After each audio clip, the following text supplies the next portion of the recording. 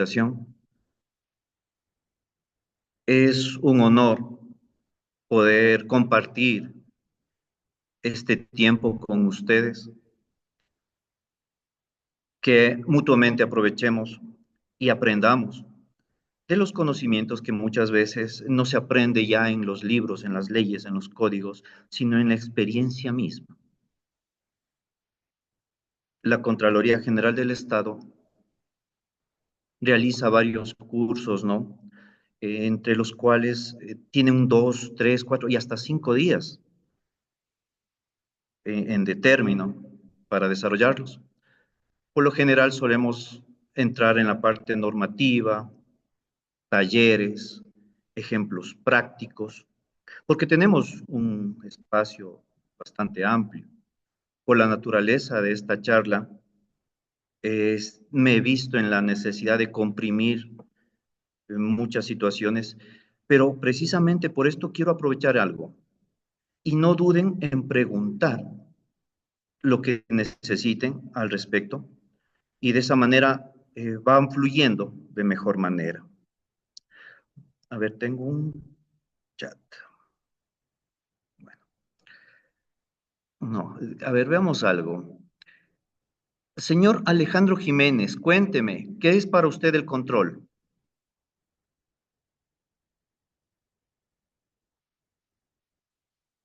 ¿Mm? Parece que está, ¿no está? Sí, muy buenos días, ¿me escucha? Doctor. Claro que sí, cuénteme. Bueno, en el sentido de la administración pública, el control es la forma mediante la cual la entidad pública gestiona sus recursos y busca el cumplimiento de las directrices y normativas en temas financieros, administrativos y contables. Perfecto. A ver, señorita Cristina Cedeño, por favor, ayúdeme. Cuando usted escucha, por ejemplo, que alguien le controla algo, ¿qué se le viene a la mente?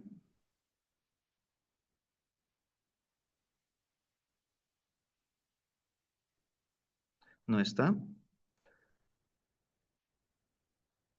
Tal vez la señorita Daniela Llerena me puede ayudar.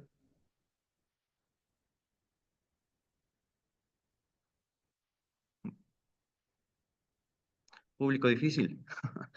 Bueno, si no, vamos a cambiar de modalidad. La señorita Emily Hinojosa, por favor.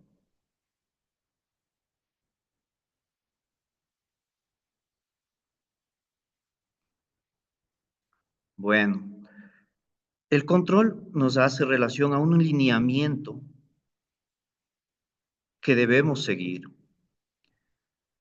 Los lineamientos, ya en materia de contratación, nacen de la Constitución, nacen de la ley, pero quiero hacer aquí, traer a colación unas palabras de el escritor Paulo Coelho, que en su obra El demonio y la señorita Prim nos dice lo siguiente: no es la voluntad de los hombres lo que hace que se comporten bien en sociedad, sino el miedo a un castigo. Miren ustedes, el miedo a un castigo. A veces pensamos que la ley está para oprimir, sojuzgar, guiar.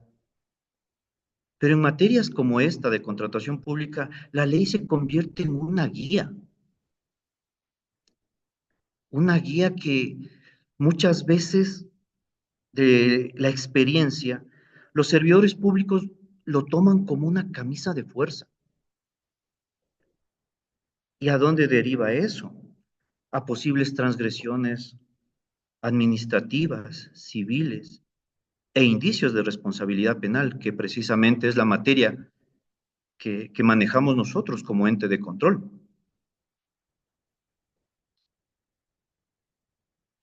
Vamos a ver. Señorita Gabriela Tipán, ¿está presente?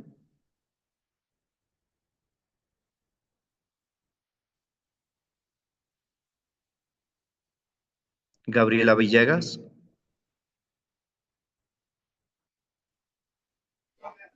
Buenos días. Ya. Señorita Villegas.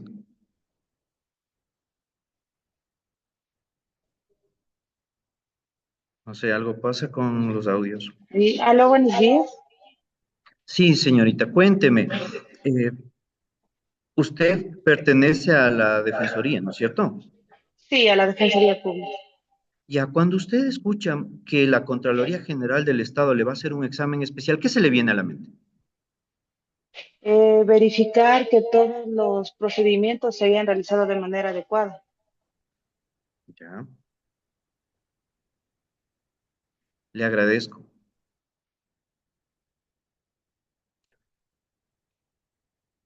Entrando ya en materia, justo para que se empiece a alimentar de preguntas esto. En el requerimiento de normas generales y énfasis en la administración de contratos, uno puede pensar que solo lo que está escrito podemos hacer, como es uno de los principios del derecho administrativo. Pero más adelante vamos a ver que nuestra ley y en sus últimas reformas ya habla de la discrecionalidad en la administración, la cual hay que tomarle con mucho, mucho reparo para no transgreder a una arbitrariedad. Vamos a iniciar con la jerarquía de la ley, la supremacía de la Constitución. Muchos de ustedes son abogados, algunos son estudiantes. Lo primero que vemos cuando seguimos el tema de derecho es la pirámide de Kelsen, ¿no es cierto? La jerarquía, pues, de las normas. Estimado Gustavo Berrones, en nuestro país, ¿cuál está en la cúspide? ¿Qué norma está en la cúspide de la pirámide de Kelsen? Muy buenos días con todos. Ujú. De acuerdo a nuestra constitución, en la pirámide está la Constitución de la República del Ecuador, luego siguen los tratados internacionales, las leyes orgánicas, las leyes ordinarias, los reglamentos, y luego vienen los decretos, ordenanzas y el último las normas. Perfecto, perfecto. Esta pirámide de Kelsen, también conocida como la teoría de la norma fundamental, es un concepto central en la teoría del derecho. Fue propuesto por el jurista Hans Kelsen en la primera mitad del siglo XX y se ha aplicado hasta el día de hoy. En esta teoría busca establecer esa jerarquía normativa, que muy bien nuestro compañero lo acaba de resaltar. Se presenta como una estructura escalonada, con normas y rangos, y eso debemos aplicarlo.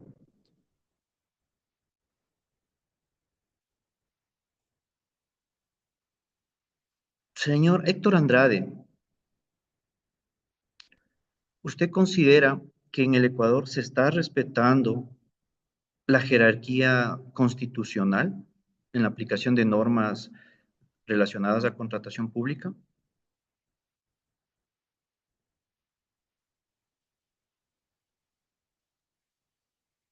No. Tal vez me ayuda José Lema.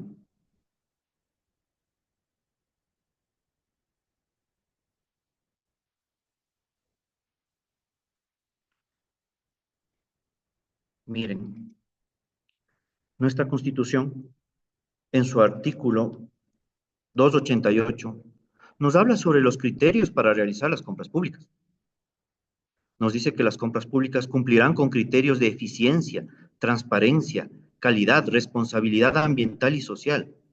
Se priorizará los productos y servicios nacionales, en particular los provenientes de la economía popular y solidaria y de las micro, pequeñas y medianas unidades productivas. Como vemos, nuestra Constitución ya nos dice cómo tienen que ir encaminadas las compras públicas. En esta supremacía de la Constitución que se establece en el artículo 424, nos dice claramente cómo debemos llevar esta desagregación. Pero no sé si ustedes se han percatado que en las últimas reformas de la ley, por algún error, no sé, en la formulación y en el desarrollo, se hace constar normas que son orgánicas, pero que les han puesto solo como leyes normales, como la Ley Orgánica de Eficiencia de Actos Administrativos, resumo, que ahora nos permite llegar más allá en el desarrollo de estos actos administrativos. Hasta aquí, por favor, ¿alguna pregunta?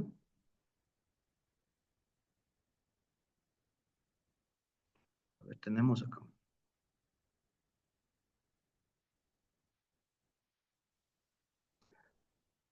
No, no tenemos preguntas por lo pronto.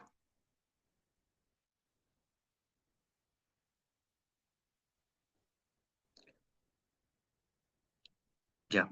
Los principios en la contratación pública. Estos, como ya dijimos, emanan de la Constitución. Son fundamentales para garantizar la transparencia, la eficiencia y la responsabilidad en el manejo de estos recursos. Empecemos por la legalidad. Estimada señorita María Elisa Gordón, ¿qué es para usted el principio de legalidad?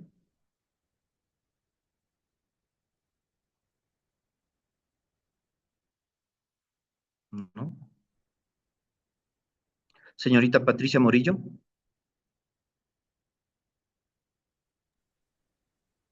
Buen día, no sé si me escuchan. sí, a ver, adelante. ¿Cómo está? Buenos días, doctor. Efectivamente, este principio de legalidad implica que todos los actos deben estar encaminados a aquellas normas que se encuentran vigentes y en la cual establezcan garantías y determinen el por qué proceder y cómo proceder de ciertos actos. Perfecto, perfecto. Muchas gracias.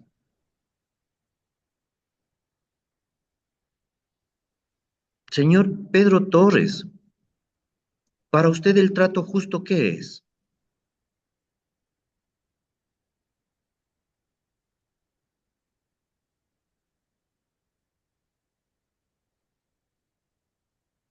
Santiago Morales, María Cedeño, están preguntando María Cedeño. ¿Qué pasó? Présteme su cargador, doctora, para que bueno, rogamos que si no son llamados, mantengan el micrófono apagado, por favor, y presten el cargador a la compañera. Avancemos. Vanessa Pérez, por favor.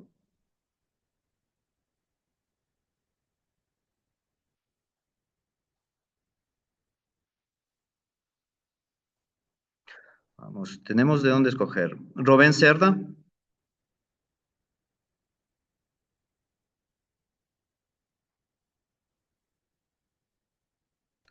El trato justo busca establecer equidad en las relaciones entre las entidades contratantes y los proveedores. Se trata de garantizar que los procedimientos sean transparentes y que los actores involucrados sean tratados con imparcialidad y con respeto.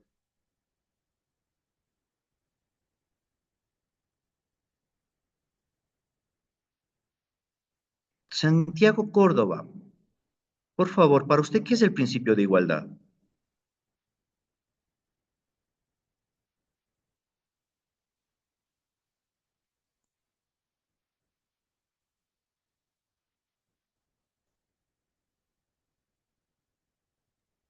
¿No?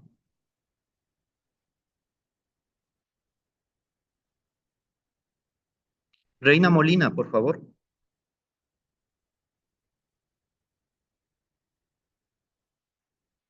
Veo 99 participantes. Ya, señorita Molina, cuénteme, ¿qué es para usted el principio de igualdad? Eh, el principio de igualdad es que todas las personas merecemos tener el mismo trato, con respeto y consideración sin discriminación. Bueno, que actualmente y lastimosamente no se está respetando, pero en todo caso Claro, es ya para mí, que gocemos de las mismas oportunidades, derechos, deberes y obligaciones, pues. claro que sí, muchas gracias. Gracias. Esta igualdad implica que todas las personas y empresas tengan las mismas oportunidades, ¿no? Pero como bien lo dice usted, somos testigos en el día a día de sinnúmeros de situaciones y artimañas que se utilizan en la contratación pública para sortear esto, ¿no? hacerles un bypass. Señorita Silvia Palacios, para usted el principio de calidad, ¿qué le llama a la mente? Buenos días con todos. Para mí el principio de calidad implica que las compras públicas, los oferentes nos puedan entregar productos y servicios que sean buenos para lo que necesita la institución y que cumplan con los requerimientos que se necesitan en las instituciones.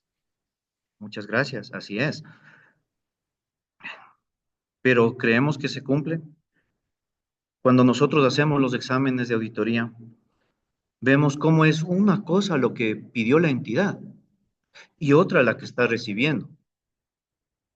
Muchas veces existen criterios de sobreprecio, que ya es incluso una figura penal autónoma, ¿no? Está en el artículo 294.1 del COIP, que esperemos alcanzar a ver algo de ello. Si no existiera la amenaza de la sanción penal, ¿ustedes creen que las cosas se llevarían en buen modo? Complejo. Pablo Brito, cuénteme para usted, ¿qué es el principio de la vigencia tecnológica?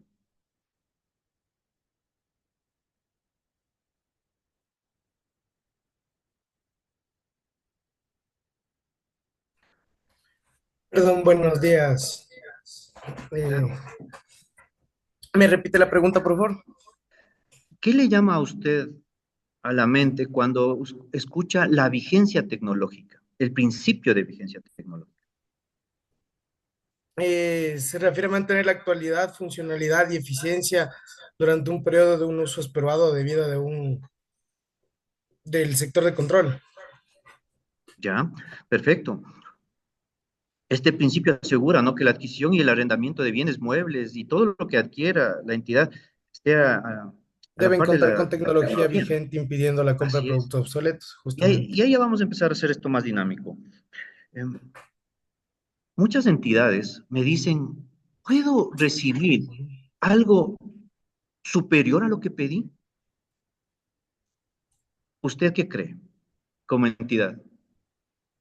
Perdón, me repite, no le escuché bien. Como entidad contratante, usted solicita algo, llámese computadoras, y el proveedor, el contratista le dice, no tengo exactamente lo que usted me dice, pero le voy a entregar un equipo de mejor calidad. ¿Qué piensa usted? Bueno, el contrato debe establecer el contrato establece que este debe ser de las mismas características que se nos afirma o superiores. Perfecto. Hasta ahí muchas gracias, señor Vito. Ahí quiero hacerles yo Con gusto. una acotación que tenemos en muchas entidades. Va a depender de la naturaleza del bien, el que ustedes puedan recibir algo en superior o mejores condiciones. ¿Por qué? Porque si es una computadora, donde es un bien básicamente normalizado, llamémosle así, porque tiene un software Windows 11, un terabyte de almacenamiento, 16 gigas de RAM, y que el proveedor por alguna circunstancia no le puede entregar eso y le dice, le voy a entregar lo mismo, pero con 32 gigas de RAM. Vale, ustedes pueden aceptarlo, porque le está dando de mejor calidad.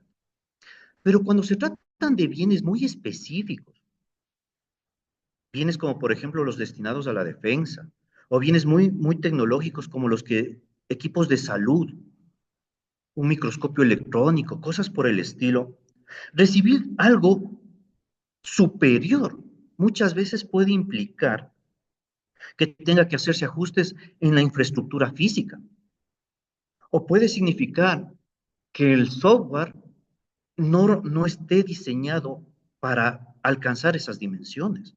Entonces, uno de los puntos que en todas las entidades me dicen es, ¿acepto o no acepto?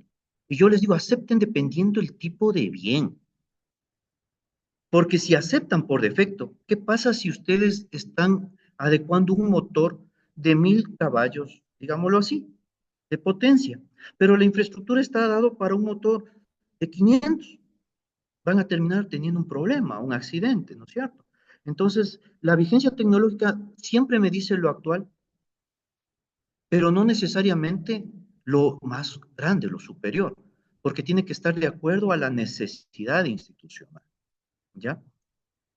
En una entidad me decían, hemos comprado Mac para diseño, unas computadoras así, pero realmente lo que necesitaban era para hacer ofimática. Había un sobredimensionamiento en la adquisición para el fin que se estaba llevando. Entonces, estos principios tienen que ir asentándose en la realidad.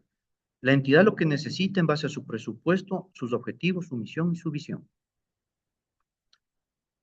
Vamos a ver.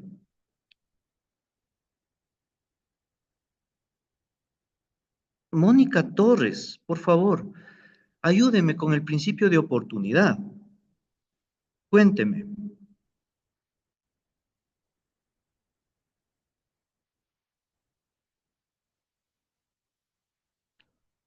Josué Garzón, Doctor, buen día.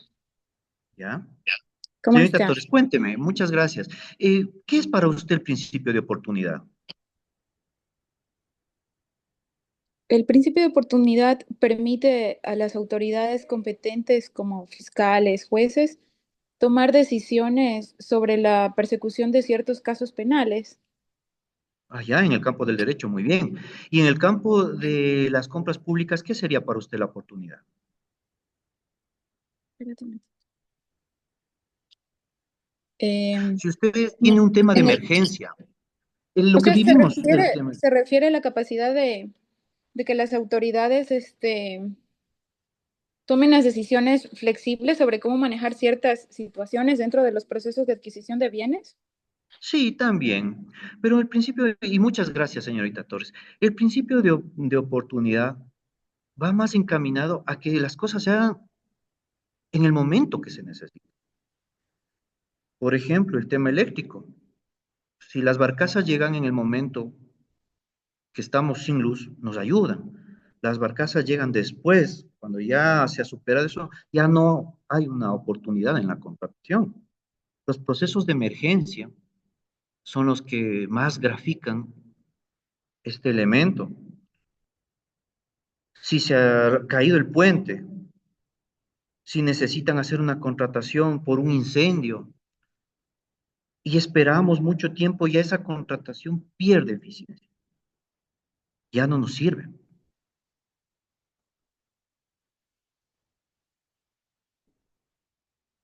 Santiago Córdoba, por favor, el principio de concurrencia en la contratación pública, ¿qué le trae a colación?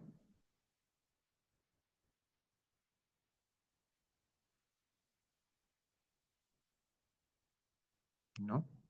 Samantha Michelle Guanoquiza.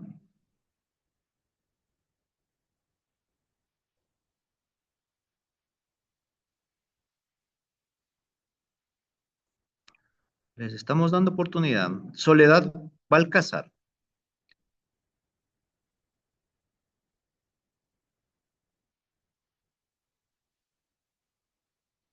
Vamos, chicos. Vanessa Pérez.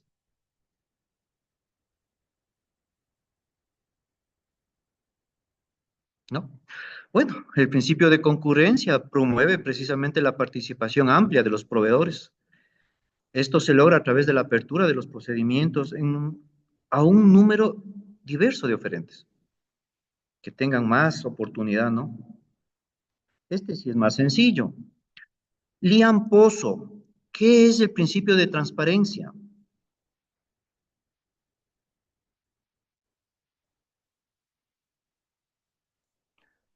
Lian Pozo.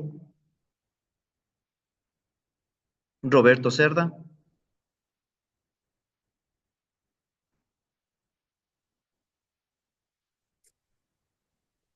Bueno, aquí tenemos una manito alzada.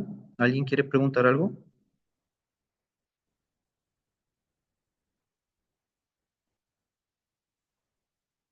No, yo quería participar ¿Ya?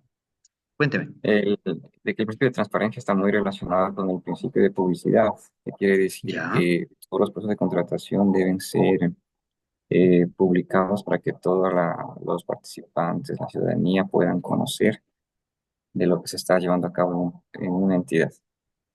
Perfecto, perfecto. Muchas gracias. Muchas gracias por su valiosa participación.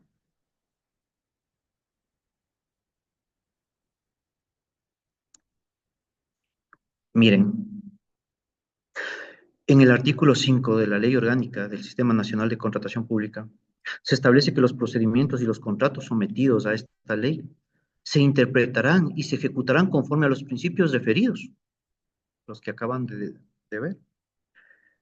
Pero hay que hacerlo más interesante. La última reforma nos dice que la fase precontractual del proceso de contratación se considera un trámite administrativo. Un trámite administrativo. Por lo que ahora es aplicable los principios de la Ley Orgánica para la Optimización y Eficiencia. Trámites administrativos. Se incluirán mecanismos de lucha contra el lavado de activos. Dice los delitos asociados con la criminalidad, no sé, el señor legislador, un delito que no esté asociado a la criminalidad es un poco curioso, pero seguimos en cambio en temas de transparencia, regulación y mejora. La transparencia es uno de los pilares fundamentales en todos los aspectos. Tenemos los objetivos del Sistema Nacional de Contratación Pública. Tenemos objetivos primarios y hoy tenemos unos objetivos adicionales. Los objetivos primarios como garantizar la calidad del gasto público y su ejecución de conformidad con el Plan Nacional de Desarrollo, ¿no? Garantizar la ejecución plena de los contratos y la aplicación efectiva de la ley. Garantizar la transparencia y evitar la discrecionalidad en las contrataciones. Convertir a la contratación pública en un proceso dinamizador.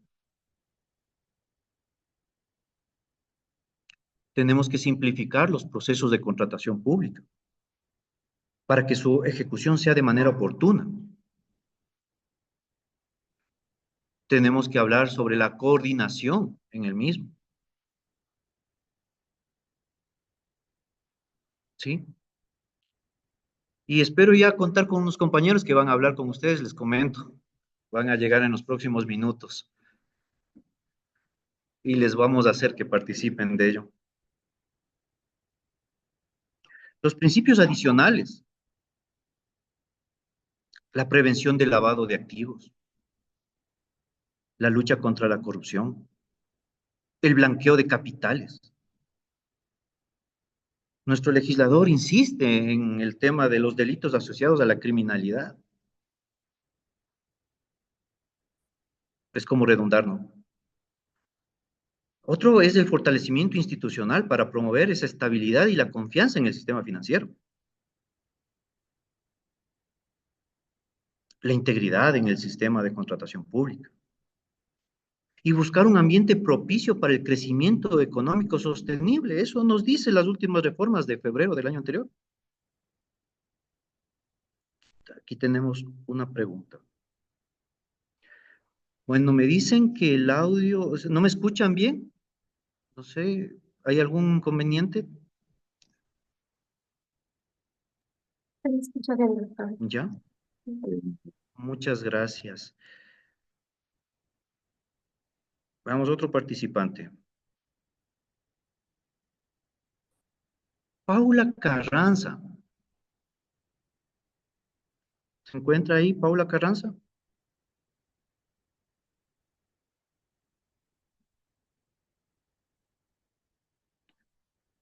Nicole Padilla.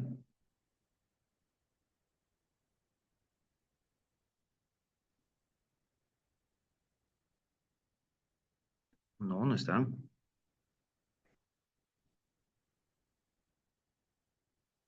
Maite Ortiz. Buenos días, doctor. ¿Cómo está? Muy buenos días. ¿En qué área trabaja usted?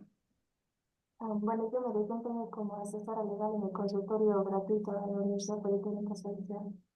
Ah, perfecto. Cuénteme, de lo que usted sabe, ¿qué es lo que más llega a su medio en cuanto a contrataciones. ¿Qué es lo que están pidiendo ustedes, por ejemplo? Bueno, para el contratación pública nosotros no brindamos servicio. No es un área que trabajemos en realidad. Ya. ¿Y les llegan consultas de tipo en esta materia? Bueno, yo estoy trabajando de 3 años y no he tenido una consulta sobre ese tema. Ya. Bueno, muchas gracias por su participación. Ya. Paulina Moreno, Sí, presente, buen día. cuénteme, ¿usted en qué área está? En una coordinación área administrativa, pero de contratación no, pero me puede consultar. Perfecto. ¿Qué tipo de contratos se maneja en esta materia? Lo que entiendo, que se maneja es la adquisición de bienes, servicios que requiere nuestra institución, en este caso Defensoría Pública, como son Ya. bienes, instrumentos, o sea, materiales. Nosotros aquí adquirimos, em, eh, eh, por ejemplo, hojas de papel, Ya. cosas para aseo, en este Bienes sentido. normalizados, ¿no? Ajá. Ya, perfecto. ¿Y usted ha sido alguna vez administradora de un contrato? No, administradora de contrato no. Ya, perfecto. Gracias, señorita Moreno. Gracias. Igual. En esta materia manejamos lo que son los contratos administrativos, que son unos instrumentos jurídicos muy importantes para esta gestión, ya que nos vincula de una manera precisa entre lo que las entidades estatales solicitamos y lo que los proveedores nos van a entregar. Es ley para las partes, decimos, ¿no? Los abogados. Pero, ¿qué es el contrato administrativo? Ahora que ya se establece que el Código Orgánico Administrativo es subsidiario en esta materia, ya podemos traer los conceptos. Y nos dice el artículo 125 del COA que el contrato administrativo es un acuerdo de voluntades entre dos o más sujetos de derecho, uno de los cuales ejerce una función administrativa. Es decir, uno de ellos necesariamente será una entidad pública o que maneje recursos públicos, ¿no? Vamos a ver.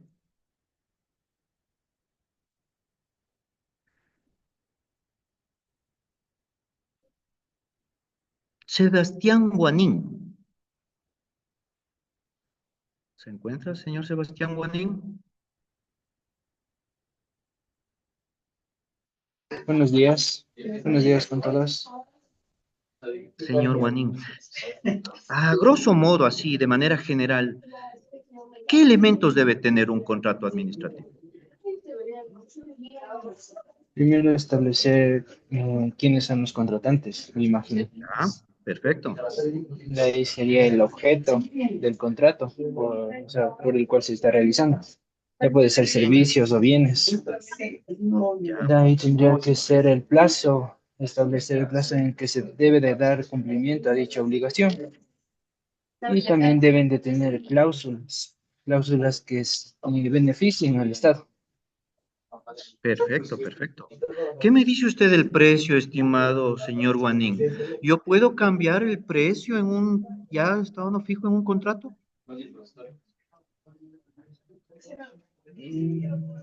No, sería, Eso de manera pensaría que no. general no, ¿no es cierto? Claro que hay figuras contractuales como las contrataciones integrales por precio fijo que nos permiten hacer ciertos ajustes, pero muchas gracias, señor Guanín.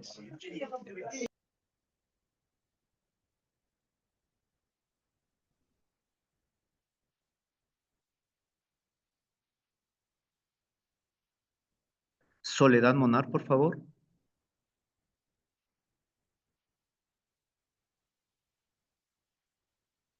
Buenos días, sí, bueno, ¿Cómo está? ¿En qué área está usted, señorita Monar? en el área financiera. Oh, financiera. Qué buena área. Cuénteme, ¿qué tipos de controles usted realiza previo al, aún mejor dicho, en el tema de contratación pública? Cuando a usted le llega el expediente, Claro, bueno, aquí en mi área lo que hacemos es el control previo al devengado. ¿ya? Cuéntenos un Mm. poquito, por favor. Bueno, revisamos lo que es el control al pago, revisamos que toda la documentación que se haya descrito para el pago en el contrato o en las órdenes de compra sean cumplidas y se encuentren en el expediente. ¿Ya? Y si está todo correcto, usted da un visto bueno, ¿no es cierto? Exactamente. Ajá. ¿Le han hecho auditoría a usted? Sí, auditoría interna y auditorías externas. Perfecto. ¿Qué es lo primero que le pide el auditor cuando está realizando un examen específico? Bueno, pide la información, presenta lo que va a abarcar la auditoría. Eh, Ya. ¿Qué más me pide? Bueno, me pide ese tipo de documentos, los documentos de lo que va a abarcar, como una muestra de lo que van a revisar. Ya. Si yo le pido ahora todo impreso, así en sus hojitas A4, ¿usted qué me diría? O sea, de la documentación para impresas. Ajá. Yo Em, soy el auditor, le voy a hacer el ya. examen y le digo, necesito que todo esto en 20 cajas usted me entregue en físico. ¿Qué me diría usted? Bueno, sí contamos con esa documentación impresa y digital. Perfecto, ya, eso es Ajá. muy bueno, la documentación digital.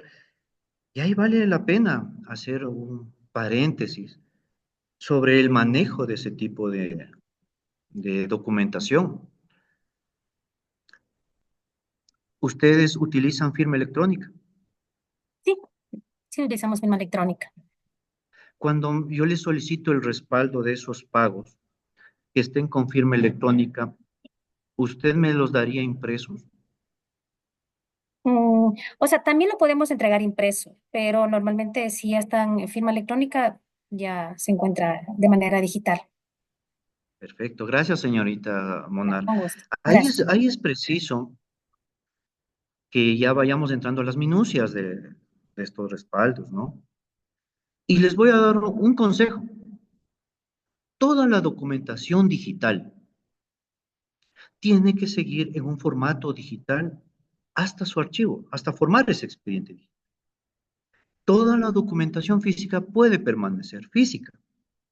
Cuando nuestros compañeros auditores a ustedes les requieran ese tipo de información, ustedes de conformidad a la ley orgánica por eficiencia de actos administrativos ya no necesitan entregar en físico todo. Si lo tienen en digital, mucho mejor. Se entregaría en ese formato y nuestros compañeros se los van a recibir sin ningún contratiempo. ¿Alguna pregunta, por favor, hasta aquí?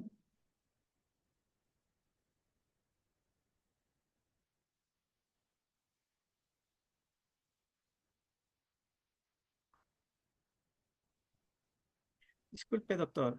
Buenos ¿Ya? días. Una pregunta. Los archivos, si son digitales, se pueden entregar en este caso para el pago a la dirección financiera en formato únicamente digital o se tiene que entregar el físico también. Si es un proceso de contratación que todo se lleva digitalmente. Y así es, digital debería permanecer en ese mundo. El respaldo, obviamente, digital, porque también tenemos un tema de optimización de recursos, ¿no? Los actos administrativos tienen que ser más simples, más sencillos. El duplicar un expediente, si ya lo tengo físico, como un respaldo puedo llevarlo a la vida digital, pero un expediente digital, imagínense unas 300, 400 hojas, que yo tenga que eso, llevarlo a lo físico, el gasto en material, en tiempo, tinta y demás, y realmente no nos ayuda, porque ahora en esta actualidad, ya, digitalización, es más hasta manejable, ¿no? Y no Así es. hay obligación, ojo, y no hay, y a nosotros como Contraloría ya no le podemos obligar. Usted puede tener físico, digital o mixto, pero lo que usted no está obligado es a desarrollar eso, a crear nueva documentación. Lo que ustedes tienen es lo que debe presentar. Ujú. No le escucho. Está cerrado su micrófono. Lo que pasa A es ver que ahí. a veces llegan 3, 4, 5 ofertas y esas imprimirlas. Inclusive la oferta Claro, ganadora es una cantidad de papel enorme. claro. Y les llegan en formato digital, ¿no es cierto? Así es. Lo que sí les recomiendo es como ahora, y el COA sí nos habla de eso, y también la normativa del Ejecutivo sobre el manejo de archivos digitales, por ejemplo, que ustedes tienen que tener un repositorio. O sea, no puede estar en una flash memory, en un CD por todo lado, porque luego cuando ustedes quieren hacer el control incluso previo, continuo y posterior, tiene que estar en un archivo con las seguridades apropiadas, con códigos hash. ¿Ustedes están manejando los códigos hash? No, solo en auditorías nada más nos piden cifradas la información. Ah, ya. Pero sí lo están haciendo, entonces le entregan al auditor con el código hash. Así es. Perfecto, eso es fundamental. Y miren, no es un mal consejo, no solamente debería ser para el tema de auditoría, sino para ustedes también, porque muchas veces son reemplazados por otros funcionarios y el momento de entregarles la documentación, luego dicen, no me entregó, faltó aquello, faltó esto, o le dicen, me entregó, pero estaba incompleto, mutilado. Y si es digital, qué mejor que ustedes puedan capacitar a sus compañeros en el manejo del código hash para que ya quede un tema más seguro, ¿no? Otra pregunta, tal vez. Gracias, señor Garzón.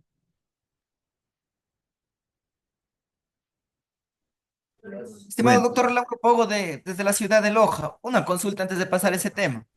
claro, claro, estamos para eso. Este tema de la firma electrónica de documentos físicos o digitales, ¿qué es discrecional? Porque ahí me queda a mí una duda. Por ejemplo, usted, como se puso el ejemplo, usted es el auditor, como ¿Ya? Guillermo Narváez, usted pide la información y usted, de acuerdo a la ley, dice, sabe que yo quiero la información digital.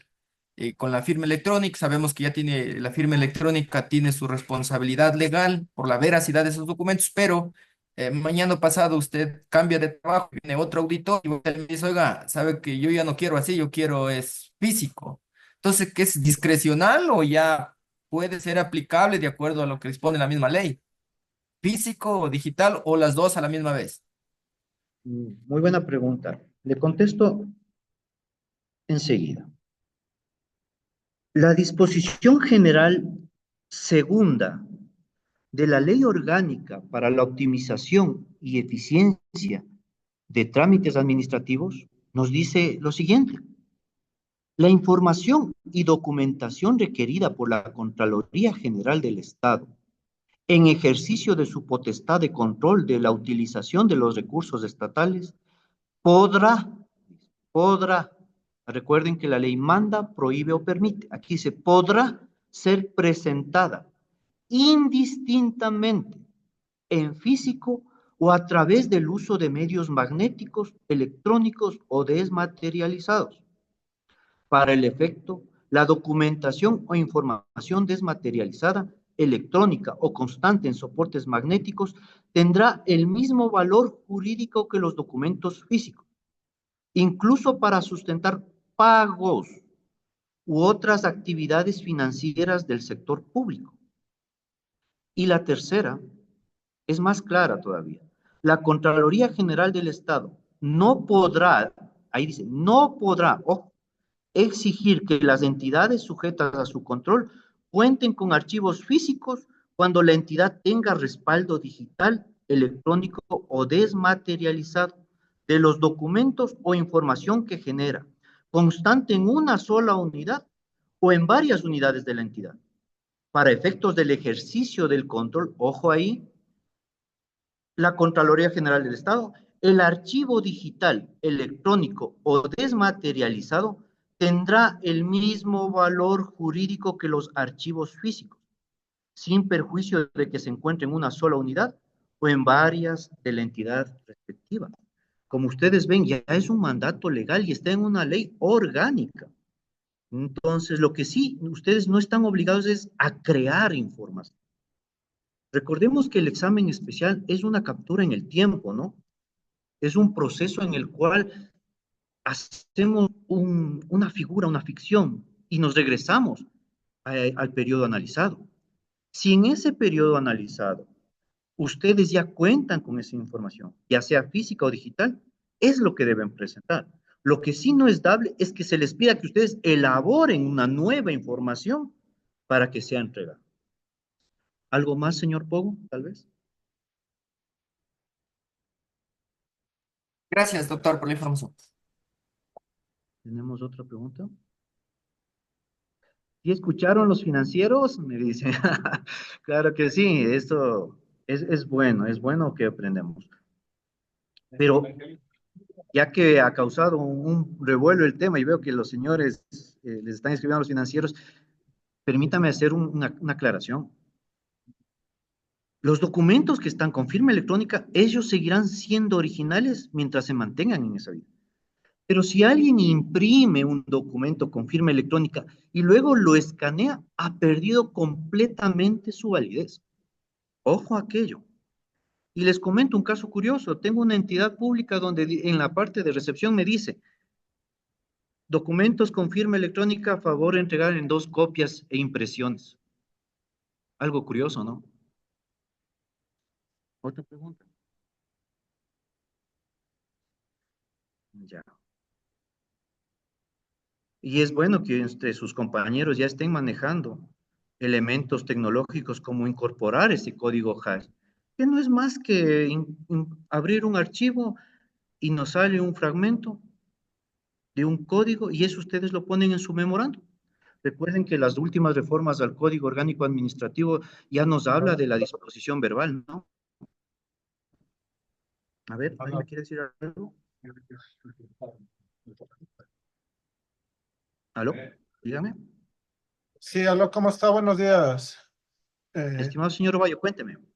Un favor, tengo una duda ahora. En el tema de las firmas electrónicas, más allá de que la normativa ahora nos ampara, por ejemplo, a veces cuando se elaboran las actas parciales o se elaboran los informes por parte del contratista, o existen errores de tipeo.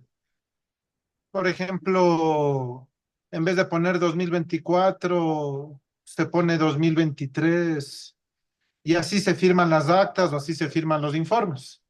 Y claro, pasa el tiempo y obviamente se realiza un control previo tanto en la dirección administrativa como en la dirección financiera. Pero no coinciden, por ejemplo, dice 2023 de un informe y el acta dice 2024. Entonces, la fecha de firma, supongamos que es del 25 de enero, y recién que se mandó al pago, estamos 26 de febrero.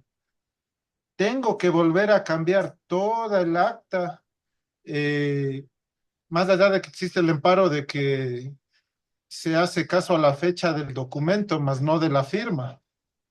Claro. O se puede corregir de alguna forma, ya que al momento de que yo cambio el acta, para los auditores o para personas que no conozcan el proceso a fondo, en el sentido de cómo fue el proceso, se puede interpretar de que recién se firmó en febrero, cuando el acta ya se firmó en meses anteriores, pero por este tipo de errores tipográficos, toca volver a firmar todos los documentos.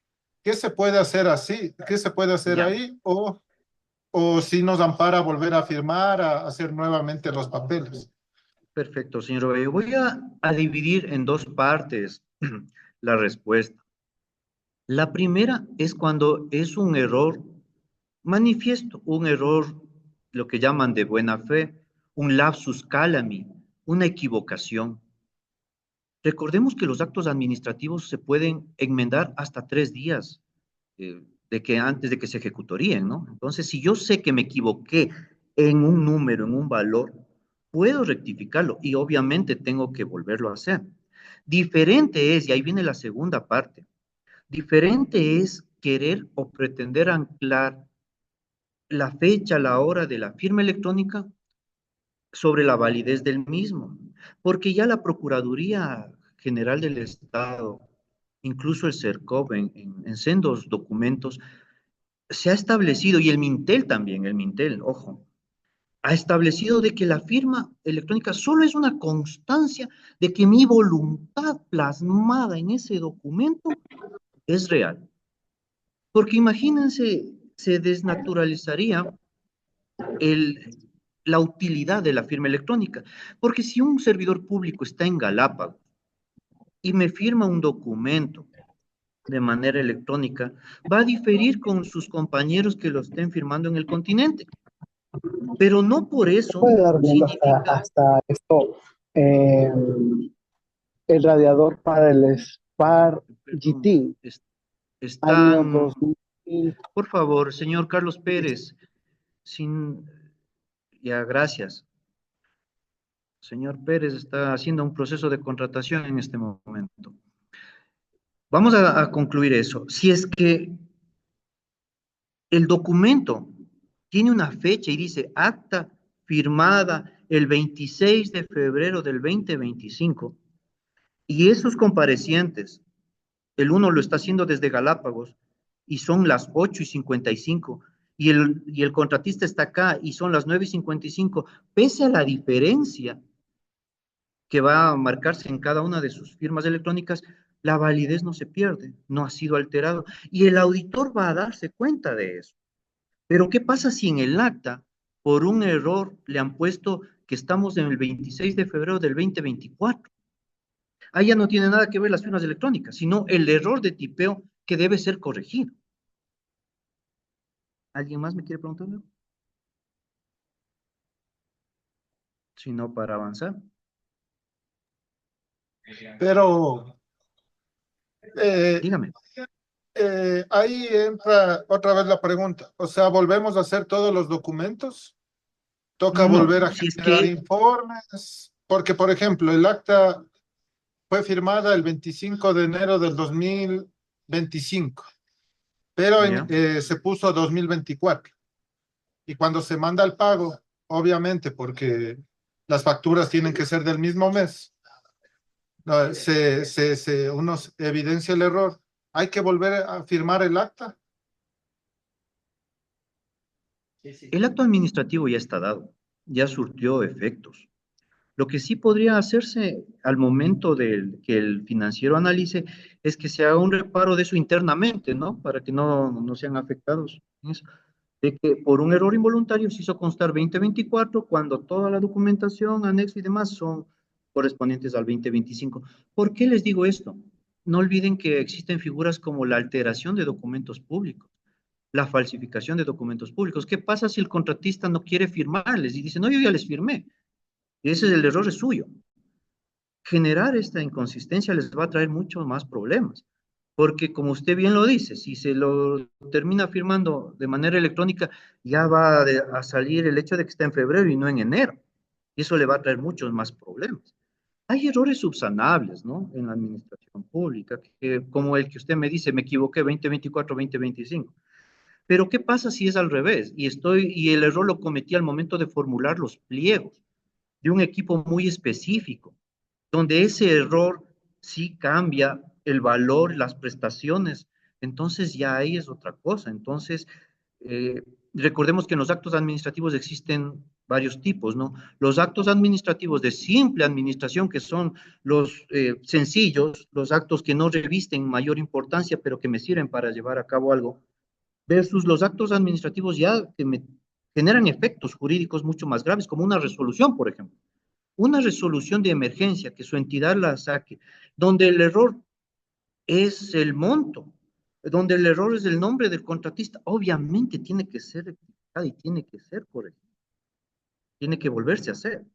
Pero un documento en el cual, por ejemplo, hicieron una visita técnica y en la visita técnica le pusieron marzo, cuando todavía estamos en febrero, es un elemento subsanable, ¿no? Que no va a llevar a un tema de responsabilidades, que eso también quisiera alcanzar en un momento con ustedes, el tema de responsabilidades. ¿Algo más, señor Bayo? Finalmente, ¿cuál es su opinión respecto al amparo que nos determina creo que el reglamento o la normativa secundaria de contratación pública en la cual dice de que los documentos que se encuentran en la fase precontractual y contractual se hará caso a la firma señalada del documento, más no a la hora y fecha de la suscripción de, la- de los actuantes. ¿A qué va Sí, esto? Por ejemplo, digamos, el servicio se entregó el 30 de diciembre. Y claro, vino el feriado, y recién los informes presentan el 10 de enero, pero me ponen con fecha 30 de diciembre. ¿Hay ese amparo? Si hay ese amparo, o tiene que ser la fecha actual, hora actual y todo lo demás. ya. La Ley Orgánica de la Contraloría General del Estado establece que los actos administrativos se presumen legítimos, dice, se presumen legítimos, mientras no exista un pronunciamiento en contrario, que lo hacemos nosotros al momento de realizar las auditorías. ¿Esto qué quiere decir? Que nosotros debemos presumir que todas las actuaciones son legítimas. Todas, absolutamente todas. Diferente es cuando ya hay esa alteración de la que hablábamos, que nos lleva incluso a un posible indicio de responsabilidad penal. Por ejemplo, cuando el contratista aún no ha entregado todos los equipos, pero el administrador del contrato, por ayudarle, le pone que ya ha recibido, ¿no? Pero a bodega no llegaron, ni siquiera ingresaron a la entidad. Ahí ustedes ven que hay una actuación del funcionario público dolosa incluso, porque ya está faltando a la verdad procesal, está diciendo que ya ha recibido para evitarle multas, ¿no es cierto? Ahí ya viene otra materia que es la penal. Pero mientras eso sea, es así la materia secundaria en contratación pública, tiene algunas imprecisiones, pero justo de lo que hablamos hace un momento sobre la jerarquía de las leyes. La normativa secundaria no puede estar por encima de la ley orgánica, ¿no? Del Sistema Nacional de Contratación Pública. No puede estar por encima del Código Orgánico Administrativo. Y son errores que muchas veces como humanos se generan, pero sí, la fecha de vigencia del documento es la que llegan de acuerdo a las partes y se establece ahí, más no la hora o la fecha de la firma electrónica. Eso ya está dado. Dígame usted, señor Cedeño, Cristina Cedeño, ¿quiere preguntarme algo?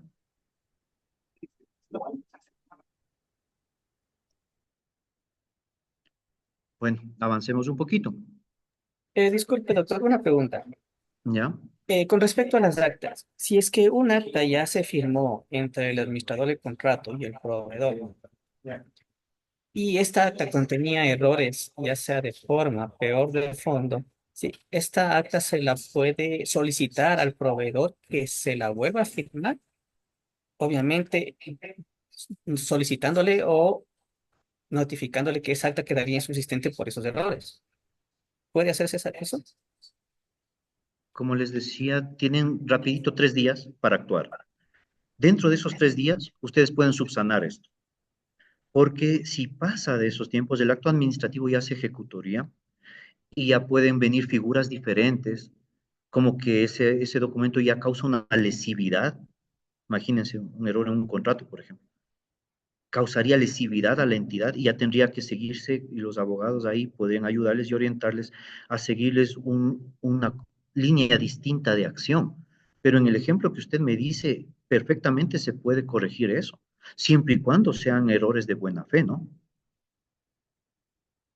Gracias, doctor. A ver acá. Igual por escrito pueden seguir haciendo sus preguntas si no quieren intervenir. Como lo analizamos, los contratos administrativos tienen cláusulas obligatorias, ¿no? Y una de ellas son las multas, los plazos, el tema del anticipo.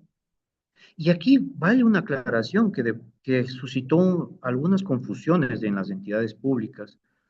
Y fue la resolución 08-2024 de la Corte Nacional de Justicia, publicada el 10 de junio del 2024. Y se las voy a leer.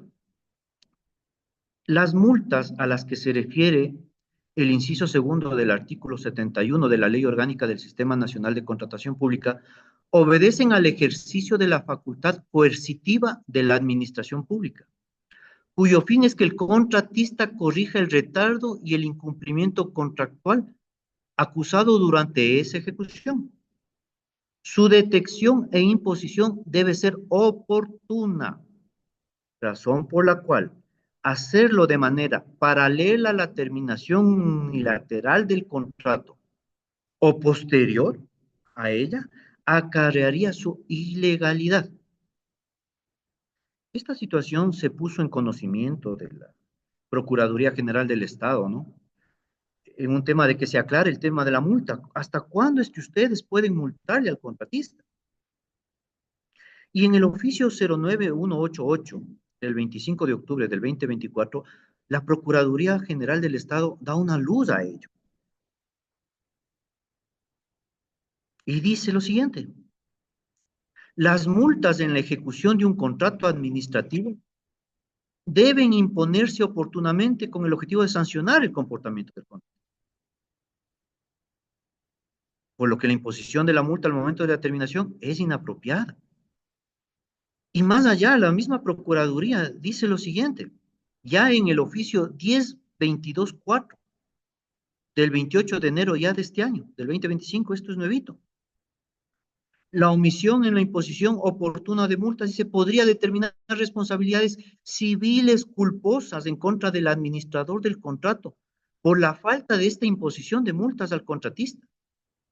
Pero ello, dice, deberá estar debidamente motivado y va a ser evidenciado por los auditores de la Contraloría General del Estado. Van a evidenciar un perjuicio al Estado. Pero lo que queda claro es que la multa siempre será impuesta por ustedes hasta antes de que se termine la relación contractual. No pueden multarles después. Ya después viene un tema de control posterior que nosotros como Contraloría General del Estado lo haremos. Pero tenemos muchos casos en los que al momento de firmar el acta definitiva se quiere imponer la multa. De conformidad ya a estos criterios, eso ya no se puede hacer. Así que implica una mayor responsabilidad del administrador del contrato, del fiscalizador, para que en el momento oportuno se pueda ver y fijar esto. Porque como ustedes ven, ya no van a poder multar una vez cerrado esa fase de ejecución. ¿Ahí me quieren hacer la pregunta? Una consulta. Ya, les voy a repetir, dice los números de los oficios, ¿ya? La resolución primero es la 08-2024 de la Corte Nacional de Justicia del 10 de junio del 2024 y fue publicada en el registro oficial 575.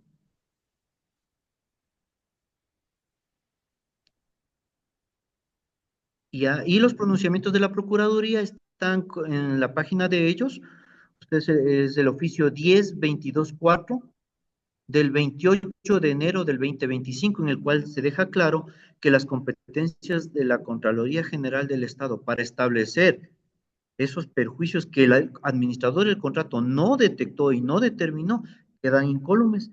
Y si es que el equipo de auditoría establece que fue negligencia del administrador, pues ese perjuicio será reportado a él, ¿no? Y él podrá ser sancionado, el administrador del contrato podrá ser sancionado de manera administrativa y civilmente, sin descartar que podría haber vinculaciones de tipo penal, lo cual lo tramitaremos a través de un indicio de responsabilidad penal. Cuénteme, mi estimado señor Valle, me iba a hacer una pregunta. Por favor. ¿Ya?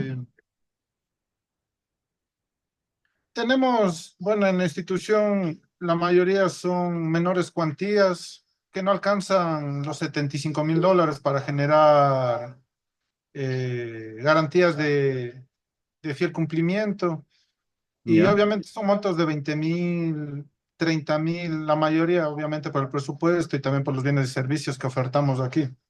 Sin embargo, eh, nos pasó un caso de que un contratista incumplió por varias situaciones, desde mantenimiento de vehículos, y se le cobró las multas correspondientes conforme de lo que determina, se solicitó se corrija, luego se realizó dentro de los 5 días del informe, luego se le dio plazo de 7 días y se empezó a cobrar las multas desde la fecha del incumplimiento. Sin embargo, bueno, el monto sobrepasó el 5%. El monto sobrepasó el 5%, llegó casi al 20%. Ya. Pero obviamente no había el tema para ejecutarle una garantía de cumplimiento y tampoco teníamos la figura para poderle dar por terminado unilateralmente. Obviamente hicimos un costo-beneficio entre las autoridades, no podemos paralizar los vehículos porque nos tendríamos que ir contra la resolución 042. Entonces, como ya estaba ya consumido más o menos, lo mantuvimos.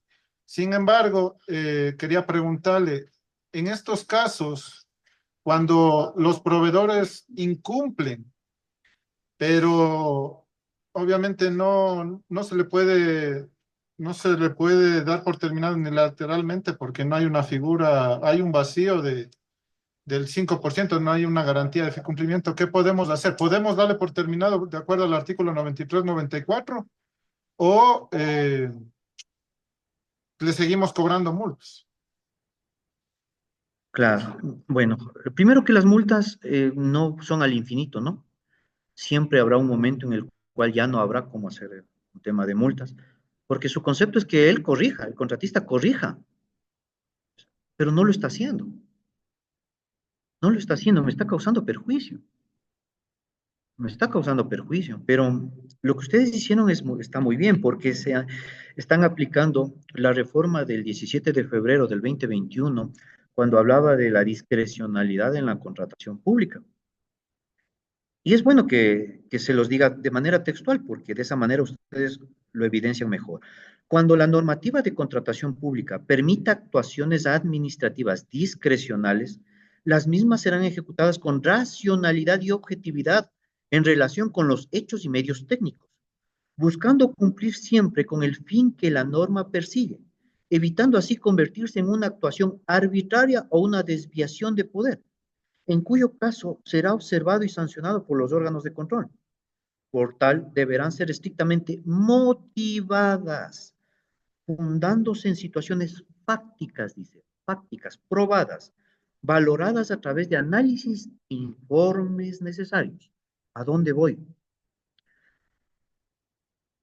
Es verdad que no pueden parar su movimiento, pero ahí ustedes tienen que sopesar hasta cuándo permito que estos incumplimientos se sigan dando y hasta cierto punto el contratista de una manera arbitraria y autoritaria se las está saliendo con las suyas, ¿no es cierto?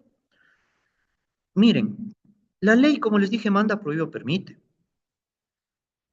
La ley no le dice está terminantemente prohibido realizar un contrato por estas cuantías. No le dice eso. O le dice está terminantemente prohibido receptar garantías por valores. No dice eso. Por lo general la ley nos permite en estos valores, ¿no? Porque en las otros superiores ya son mandatorios. Y miren, tuve una entidad pública que no quiso recibir un vehículo porque tenía una rayita de 1,5 centímetros en el guardafango. Una rayita pequeñita. Y no quería recibir.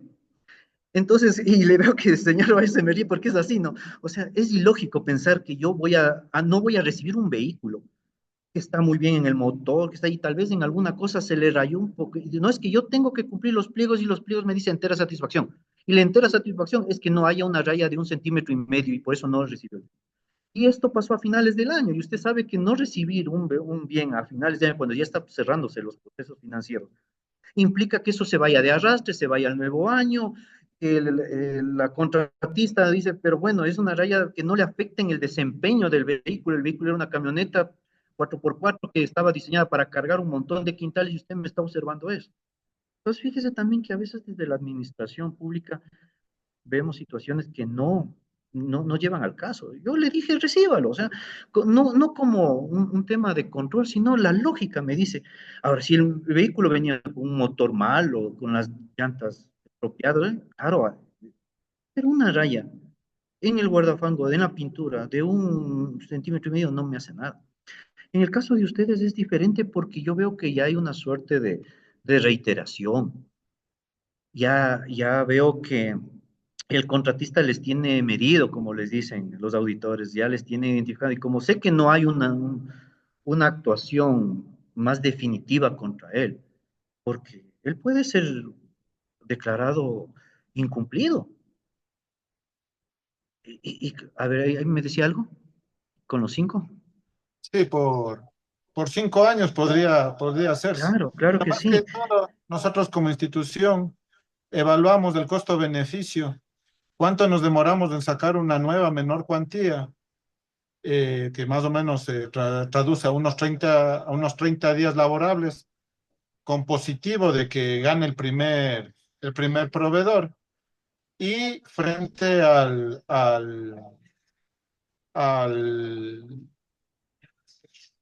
al tiempo que nos tardaba en el contrato. Entonces, obviamente, le cobramos casi el 23% de multas. Creo que salió a pérdida, pero nosotros pensamos más que todo en los vehículos, porque sacar un proceso, paralizarlo, hacer los informes, darle 10 días para que corrija, más allá de que estuvo medio año con tantos problemas.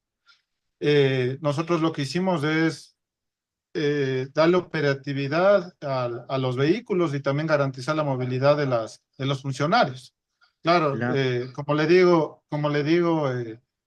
no sé si existe algún amparo para darle por terminado, porque claro, dicen es que nosotros no tenemos garantía de fiel cumplimiento, entonces no me puede declarar unilateral. Y yo sé que sí se puede hacer con los informes Claro. debidos, justificando y todo lo demás. Sí, muy astuto el proveedor, pero ¿sabe qué me preocupa, mi estimado señor Bayón? Es que a la postre, ningún comedido sale con la bendición de Dios, dice el refrán. Y por estar agenciando el desarrollo y la viabilidad de esa contratación, algún momento en una acción de control se va a observar esto.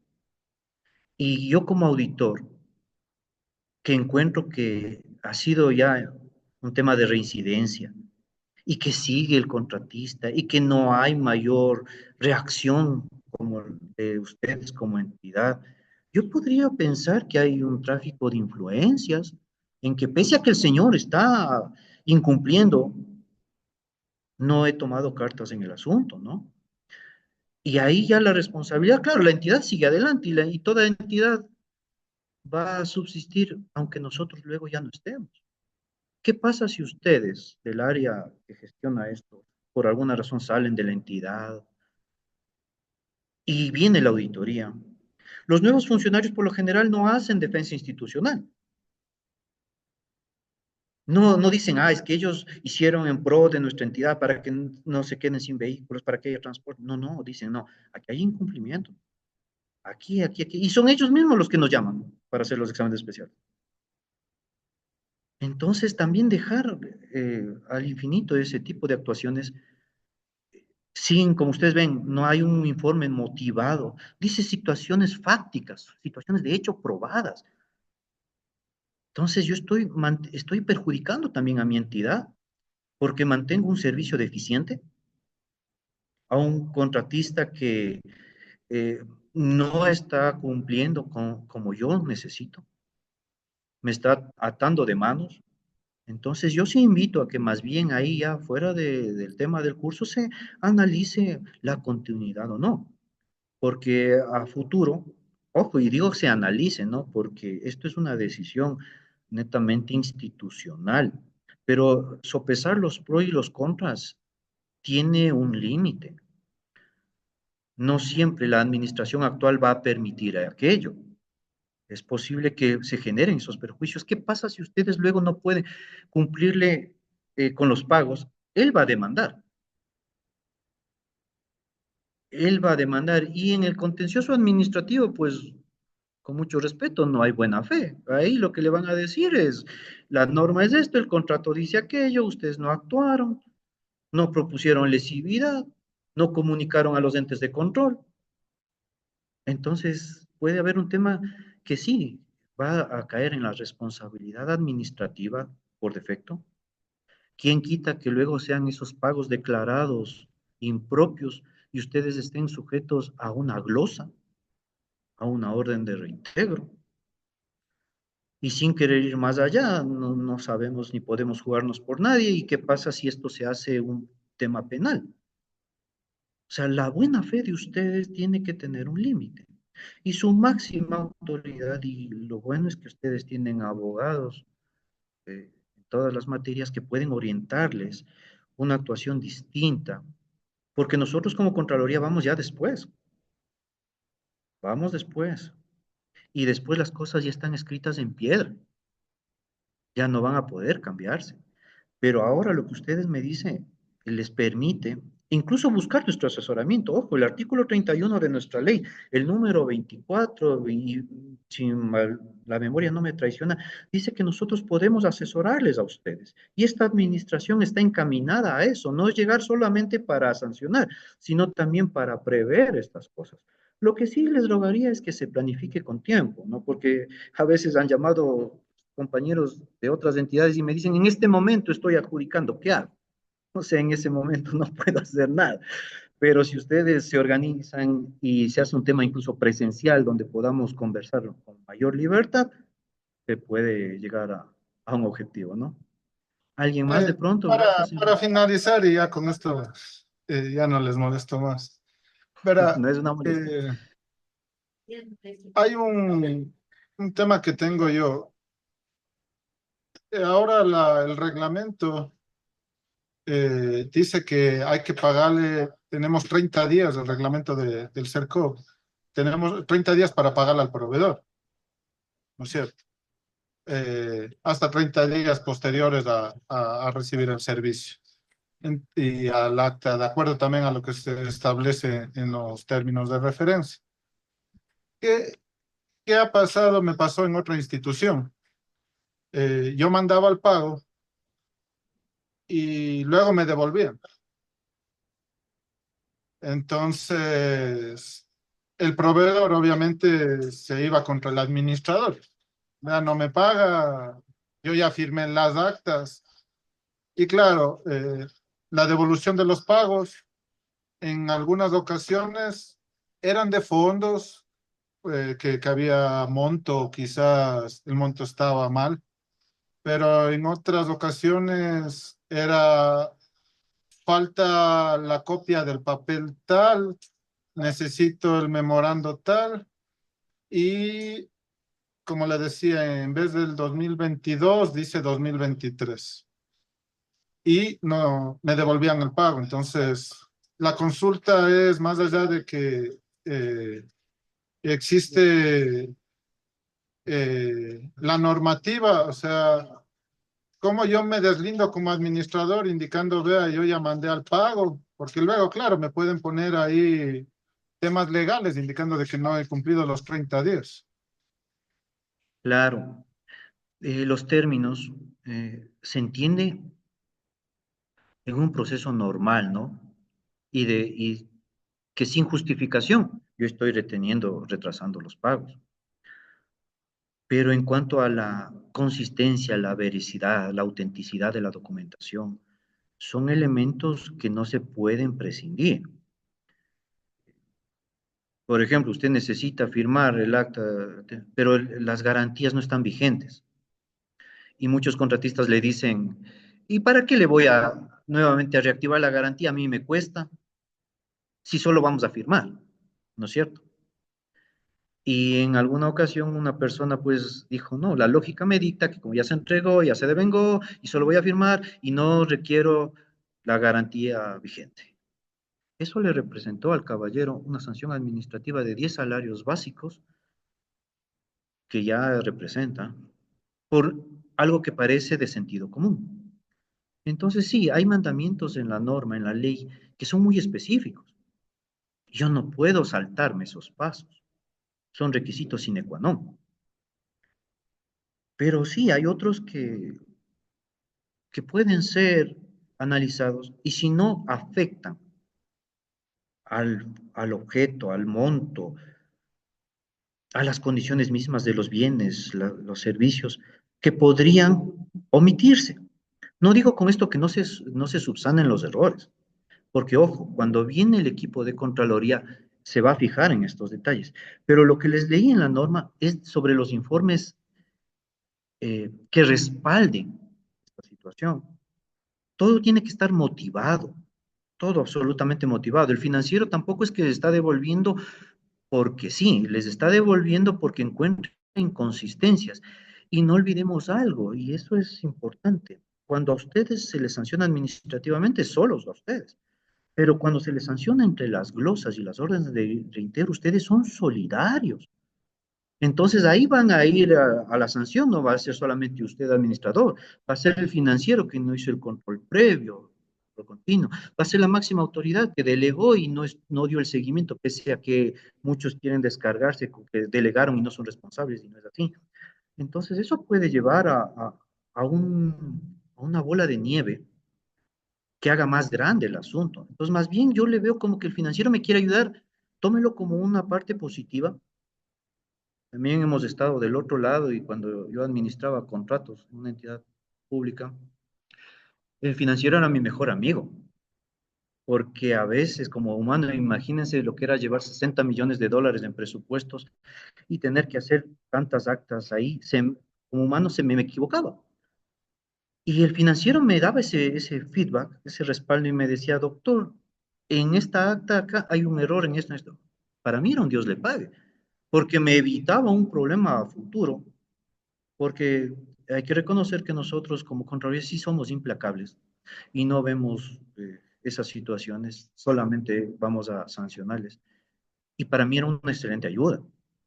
Ahora el contratista muchas veces, el contratista actúa en buena lid, pero también a veces tenemos contratistas que les juegan a perdición a ustedes y lo que les hacen es inducir en el.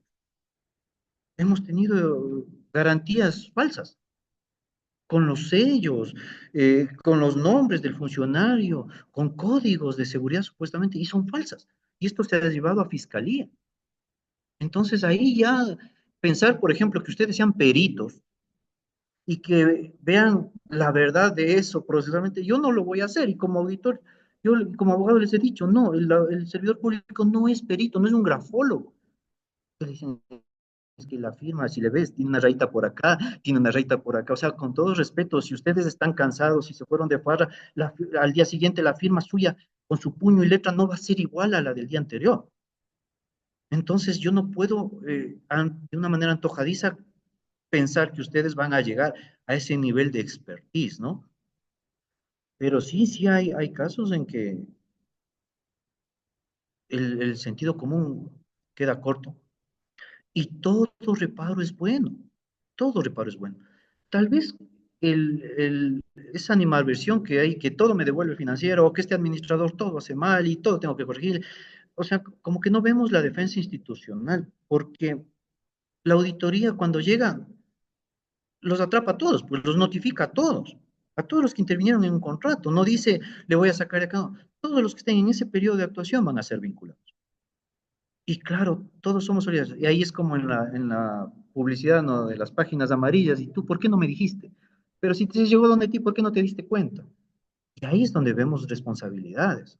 Y para evitarnos eso, mejor hagamos defensa institucional, corrijamos de lo que se puede corregir, pero algo fundamental, la notificación. Si voy a corregir un acta, tengo que notificarle a los que están firmando. No puedo corregir unilateralmente. Tengo que buscar el advenimiento de todos los que están ahí, porque si no podemos caer en lo otro, en la alteración de documentos públicos. Ahora, si el contratista dice, alguna vez nos pasó, en un examen especial que el contratista decía, no, es que yo documento firmado, yo no lo repito. Y el financiero también se cerró y dijo, bueno, entonces yo no le pago nomás. Usted no me repite, yo no le pago. Ah, entonces me voy a juicio, vámonos a juicio. Y ese es el problema, ¿no? Entonces, vamos a mediación, vamos a mediación. Y algo que era tan simple, tan sencillo de solucionar se escaló y se hizo algo muy grande. Y ustedes saben que el momento que se les obliga a litigar, ya hablamos de costas procesales, honorarios profesionales, ya el contratista no es que solamente busca que se le pague, él ya va más allá en esos procesos. ¿Y qué pasa si una nueva administración dice que ustedes obligaron a litigar a la entidad innecesariamente? ¿No es cierto? Podría llegar a un tema de responsabilidad o un tema de repetición. Que ahora el Código Orgánico Administrativo es mucho más preciso y ahora la repetición es muy rápida. Entonces, o se les ven con el contratista, o luego se ven con la Contraloría, o incluso con sus mismos compañeros que pueden denunciarles y decir, mire, aquí el administrador del contrato está realizando un proceso equivocado, está beneficiando al... Y puede derivar en unas aristas muy, muy, muy graves que no les conviene, ¿no? Doctor, una consulta. Ahora en la materia de la contratación pública. Eh, si bien es cierto el artículo 72 de la ley me permite hacer modificatorios, temas modificatorios por obviamente necesidad institucional, por inclusión, exclusión o demás. Eh, en el tema de las ínfimas cuantías, obviamente tienen reflejados en los términos de referencia. ¿Procede también, se puede hacer adendas modificatorias a las ínfimas cuantías? Es la primera pregunta. Y la segunda pregunta es, si bien es cierto, la ley de contratación pública me permite hacer por una sola vez al año una ínfima cuantía. Obviamente que no sobrepase, creo que está el monto este año por los 7.200 más IVA. Si se hace una ínfima cuantía, le pongo el ejemplo,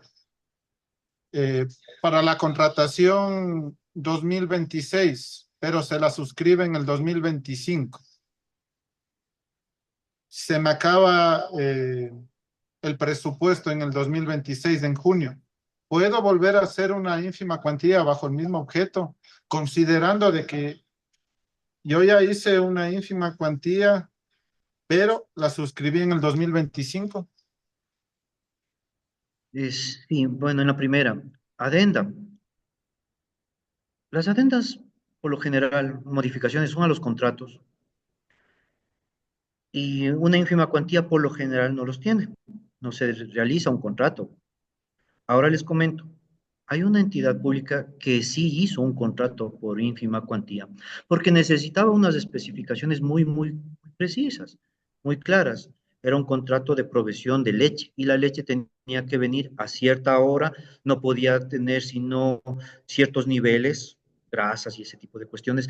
Entonces, como que la ínfima cuantía abierta no les ayudaba, porque podían recibir eh, insumos no aptos para el consumo humano.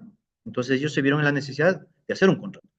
Así que no es que está tan bien prohibido, dice que no necesito hacerlo porque la naturaleza de los bienes y esos montos, por lo general, no es necesario hacer un contrato.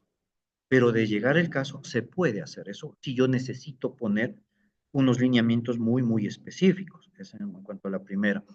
Ahora entre la segunda, yo creo que puede haber un tema de error en la planificación de las adquisiciones. Porque si yo, al margen de lo que la norma me establece, si yo estoy en la obligación de crear y de hacer ínfimas cuantías de manera sucesiva, podría estar cayendo algún momento en una subdivisión de contratos, que le llamo así de manera general, ¿no? Porque si yo ya sé y mi planificación me dice que el próximo año ya voy a requerir esto y aquello y voy a estar obligado a hacer una ínfima cuantía, pues yo trataría de, dependiendo de la naturaleza del bien, de hacer una compra mucho mayor en el año que estamos vigentes para que no tenga que arrastrar eso al siguiente ejercicio fiscal. ¿sí? Porque claro, el tecnicismo y echa la ley, echa la trampa, decimos los abogados. O sea, es como es una vez, entonces Disculpe, esta no se vez, escucha, no sé si solamente soy yo que no tengo audio. a ver, los demás que me cuentan, a ver, ¿me escuchan bien ustedes? Sí, se escucha Sí, bien, doctor. Se escucha. ya.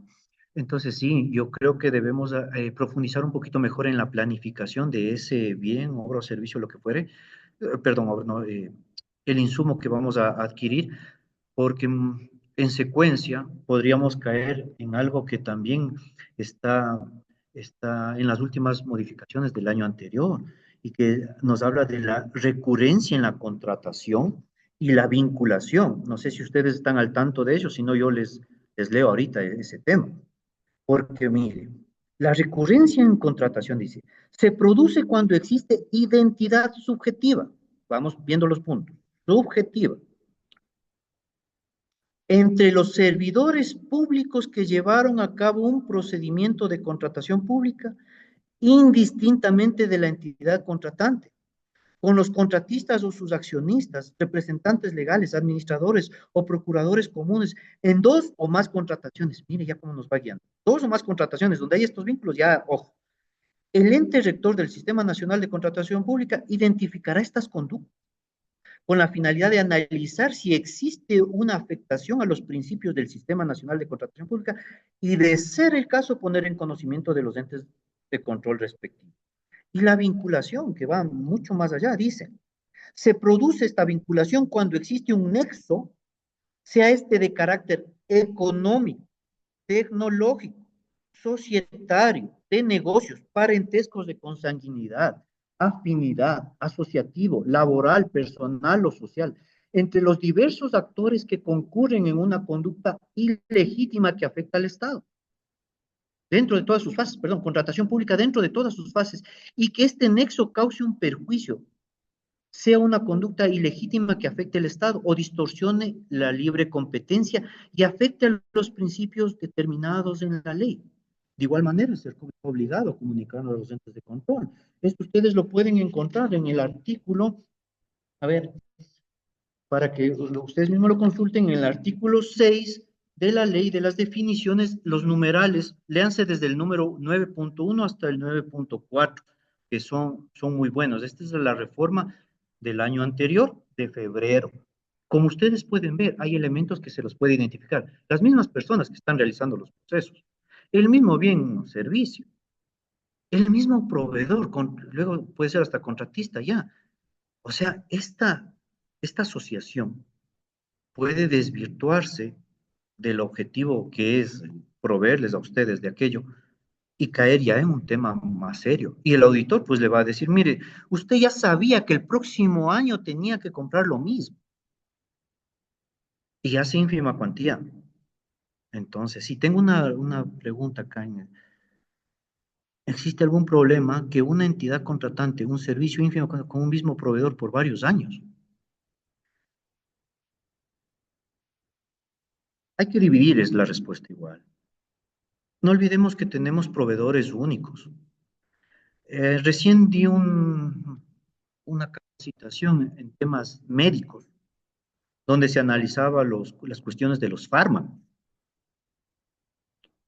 elementos muy específicos, donde podían venir proveedores, pero no me garantizaban la efectividad de ese medicamento, lo cual se traduce en posibles complicaciones de salud para todas las personas que reciban esa medicina. Había un proveedor único que me daba una particularidad en esa medicina, ponía un componente que no lo ponían los demás, pero esta no causaba reacción a los pacientes, no había efectos secundarios y permitía que los médicos puedan recetar con seguridad. Entonces me decían lo mismo, mire, es que esa medicina para mí es lo único, yo no puedo recetarles algo que sé que les va a hacer daño. ¿Había una obligación de permanecer anclados? Sí. ¿Con un tema especial? Sí. Con este contratista, con este proveedor, porque el bien necesario era imprescindible. Pero si estamos hablando de bienes servicios normalizados, que ustedes los pueden obtener de otros proveedores, anclarme a él, sí creo que vamos a tener un problema a futuro, porque incluso se puede distorsionar esa relación. Dígame. No le escucho a la persona que está hablando. ¿Hay retorno? Doctor, una pregunta. Bueno, esto de los proveedores únicos en ínfimas cuantías a veces también pasa en arrendamientos. Sí, Ya. una oficina en Tiputini y que cumpla todos los requisitos de contratación es difícil tenerlos. Ajá. Entonces ahí va varios años, claro, cumpliendo el procedimiento de ínfima cuantía, arrendándose con el mismo proveedor, porque no hay otros que cumplan requisitos ni que tengan la infraestructura para dotar de la oficina. Claro. Claro, les cuento un ejemplo. Una universidad pública para el tema de educación a distancia necesitaba lo que usted dice, en provincias tener sus sedes. Y claro, pues no estamos acostumbrados a la capital. Usted encuentra ofertas por todas partes que cumplan ciertos parámetros para estudiantes, ¿no? Que haya una aula, que sea grande y ese tipo de cosas. Pero en provincia, como bien lo dice usted, no siempre se encuentra esta disponibilidad. La entidad realiza un contrato de arrendamiento, porque era el único bien en esta ciudad apartada que les permitía hacer esto. Pero en el examen especial no fue considerado, sino la vinculación, justo lo que les acabé de leer, porque como ciudad pequeña, todos se conocen y la infraestructura ahí, ustedes saben, la tienda es de un tío lejano, la escuelita está al lado de una ferretería también vinculada y ese tipo de cuestiones, ¿no? Pues el equipo de auditoría determinó que sí había un nexo y que se incumplió con los principios de la contratación pública al haberle adjudicado a esta persona un contrato en esas condiciones. Pero lo que usted dice es cierto, o sea, no había otro. Lamentablemente, la norma no discreciona eso. Y la buena voluntad de las personas que en afán de cumplir con la necesidad institucional llegaron a adjudicar aquello, ahora ya sé que pagaron una sanción administrativa y estaban todavía peleando el tema civil por todos los valores que recibió durante un año ese dueño, ese propietario del bien inmueble. Entonces sí, es mejor evitar esa situación y si ustedes ya han detectado que hay contratistas que son reiterantes, sí debemos, al menos si el tipo de bien o servicio me lo permite, canalizarlo a otro, incluso por el principio de alternabilidad, ¿no? Doctor, Claro. en este tema de la comprobación de documentos, usted dice que ha habido inclusive casos de pólizas que son falsificadas. Esto más pasa también en los temas de roles de pago. Ya. Claro, que a veces es requisito presentar el rol de pago, pero el rol de pago a veces viene con diferentes firmas. El rato que le preguntamos al señor que firmó el rol, sí, yo firmé, si es que es mi firma. Entonces, como administradores de contratos, no somos grafólogos para poder decir, no, es que no es la firma del señor. Inclusive depósitos en bancos, uno puede ir al banco a decir, vea, A cotejar la sí, firma. claro, a cotejar la firma, si es esta firma o no. Porque el banco me va a decir, y ya me ha dicho, usted es mi cliente, yo le tengo que dar respuesta a mi cliente, no a usted. Así es. Entonces, esa documentación no se puede verificar, y es un acto de buena fe, pero eso Sí, es hasta qué punto evalúan la buena fe. es que hay buena fe y también hay buena fe disfrazada, diría yo, porque hay entidades y entidades y durante todos estos años a veces nos topamos con que una entidad ya se confabula ciertos funcionarios para obtener unos beneficios impropios. Ustedes ven, y es de dominio público, los bonos de solidaridad, los bonos que dan las corporaciones, los bancos estatales, donde hay personas que falsifican la cédula y van y cobran esos bonos. Y no se detecta sino hasta después de años y demás, ¿no? Entonces, ahí vienen principios que sus abogados les pueden ayudar. Por ejemplo, Sabemos que los documentos pueden ser auténticos, genuinos o veraces. Yo le presento a usted una cédula. La saqué en el registro civil. Ese documento es auténtico. Ese documento es genuino, pero posiblemente no es veraz. La información que contiene esa cédula puede estar alterada. Entonces, si yo le digo a usted, verifíqueme con la cédula, usted no va a poder detectar ninguna anomalía porque la especie es una original. Tiene los mismos códigos, los mismos sellos, y ustedes ven temas de los futbolistas, temas de narcotraficantes que han obtenido esas cédulas. Es original. El contenido, la veracidad, es la falsa. Pedir eso a ustedes es impropio. Pero en cuanto a las garantías, créanme que algo tan simple como una llamada de teléfono, y eso nos dijo la representante de la aseguradora, nos dijo, ¿qué les costaba a las personas de esta entidad llamar y preguntar por el código de la póliza? Y nosotros le decíamos si la póliza era verídica o no. Entonces, claro, las personas que ahora están en el juicio penal son 16 millones de dólares que hubiesen querido poder regresar en el tiempo y tomar estas precauciones. Si ustedes ya ven que hay una inconformidad tremendamente manifiesta, o sea, ya es algo aberrante, y sí hemos visto, a veces hasta les ponen firmo por, no sé si les ha pasado, pero así le dicen firmo por, y le ponen. O les presentan las facturas cuando se van de comisiones, por ejemplo, evidentemente alteradas. Ahí ya va el sentido común, ¿no? No la paso. Entro a un proceso de análisis. Yo sé que tal vez por el volumen muchas veces no se puede hacer todo eso, pero tal vez por los montos sí. Entonces, ustedes tienen que buscar unas alternativas para que no les hagan un bypass y puedan luego estar más seguros. Tema de respaldos de la información. Escaneen esa documentación. Anoten el nombre de la persona que les está entregando. Muchas veces mandan con mensajeros y ese tipo de cuestiones. ¿Qué calidad tiene con el obligado?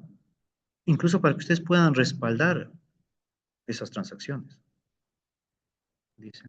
Doctor, disculpe, ¿hay la posibilidad de todavía suscribir contratos con firma física si estos contratos, como usted dijo, por ejemplo, en este caso de un contrato de ínfima cuantía, ¿pueden suscribirse esos contratos con firma física aún? La firma física tiene igual validez que la firma digital. El problema es que, en cambio, en el Sistema Nacional de Contratación le están diciendo que todo tiene que ser con firma electrónica, pero el valor es idéntico, es idéntico. No hay un tema en el que me diga este sí vale y este no. Entonces cae en la subjetividad. No subjetividad, sino más bien en un análisis un poco más profundo. Porque, como les digo, si hay entidades que hacen y se ven en la obligación de hacer contratos por la naturaleza del bien o servicio. No le voy a pedir a usted que tenga la misma rigurosidad de un contrato de adquisición de insumos o un catálogo electrónico de bienes de limpieza. Y aunque así, les cuento que alguna vez, no sé si han adquirido ustedes detergente del catálogo y les vienen unas funditas simplemente selladas, donde no está un registro sanitario, donde no... Es una fundita, como la que le venden en la tienda de la esquina.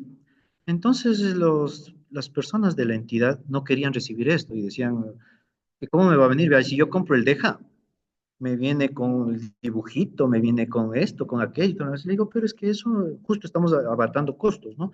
El detergente va a cumplir las mismas funcionalidades, venga de marca o no, y les costó menos, pero no, porque la funda era transparente y sellado con un taipe, no querían recibir. Entonces vieron en la necesidad de elaborar un documento en el cual se precisaba ciertas condiciones, incluso la garantía y ese tipo de cuestiones. Y no estaba prohibido, porque mucho va a depender de la naturaleza, primero de la entidad, y luego del bien y del servicio que estoy recibiendo. ¿Sí? Pero recuerden siempre los principios que están en el Código Civil. La ley manda, prohíbe o permite.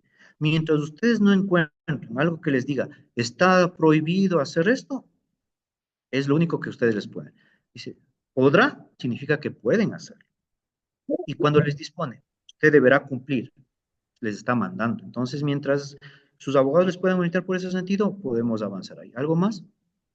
Doctor, una consulta. Hablando de este tema de los insumos de limpieza, eh, hemos detectado, bueno, y todo lo que está casi en catálogo electrónico. Le digo, hemos detectado, por ejemplo, le hablo que